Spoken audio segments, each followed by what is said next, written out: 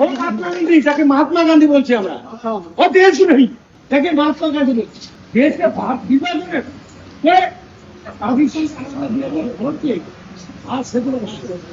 জাতির জনক তাকে বিজেপির প্রার্থী বলছেন দেশদ্রোহী।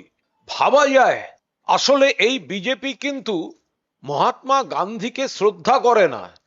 এরা হচ্ছে মহাত্মা গান্ধীর হত্যাকারী নাথুরাম গডসের পূজারী। আমরা জাতির জনক মহাত্মা গান্ধীকে শ্রদ্ধা করি, আর বিজেপির এই প্রার্থী, তিনি ধূপগুড়ির প্রার্থী, তিনি বলছেন মহাত্মা গান্ধী দেশদ্রোহী। এদের ইতিহাস হচ্ছে ব্রিটিশের জেলে বসে চিঠি লিখে, মুচলেখা দিয়ে স্বাধীনতা আন্দোলনে থাকবো না বলে জেল থেকে বেরোনো।